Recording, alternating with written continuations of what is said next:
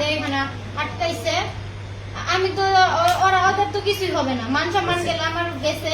আরো মানে তুমি যা বলছো আমি তাই করছি, তুমি এমন কি বলো নাই যে আমি করি নাই, তুমি যা যা বলছো আমি সবই করছি। আমার তোমারে লাগবে, আমি তোমারে বিয়ে করব। আমার কথা এইটুকুই, আমার তোমারে লাগবে মানে তোমারে লাগবে। আচ্ছা ছেলে কি তোমার কোনো প্রস্তাব দিছিল অনৈতিক? না, হ্যাঁ,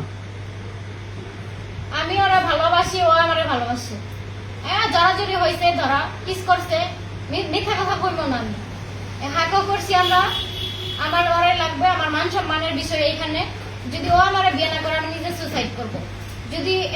যদি ও বিয়ে আমারে না করে আমি নিজে সুসাইড করব। আমার বাসায় সুসাইড নোটও লেখা আছে, সুসাইড নোট ও দেখছে, আমার ফ্যামিলিও জানে।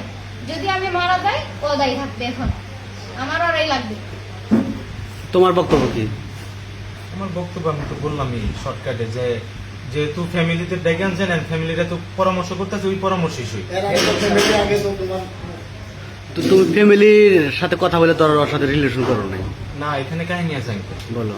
রিলেশনের মাসখানিকে যাওয়ার মধ্যেই আমি আমার ফ্যামিলিকে জানাইছি। ওর বাড়ি থেকে এমন একটা কথা আসছে যে আমার, যে তুমি যদি আমার মেয়ের সাথে ধরো জানাজানি হয়েছে, তুমি আমার মেয়ের সাথে রিলেশন করো, তাহলে এই করো, তোমার বাপ মায়ের পাঠাও।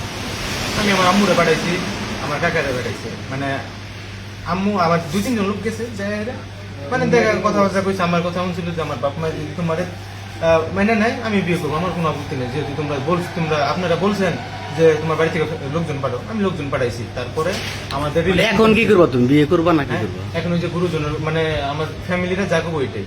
তোমার ফ্যামিলি যদি যা বলে, আমি যদি আমার ফ্যামিলিকে বলতে পারি যে আমার ওই ছেলেকে লাগবে, আমার ফ্যামিলি যদি এখানে রাজি হইতে পারে বিয়ে দেওয়ার জন্য, আমি একটা মেয়ে মানুষ, তোমার ফ্যামিলি কেন রাজি হবে না? ফ্যামিলিরা পরামর্শ করতেছে কেন? কারণ এখানে আমার একটা লাইফ, এখানে তুমি যদি আমার লাইফটা ধ্বংস করতেছো, তাহলে আমার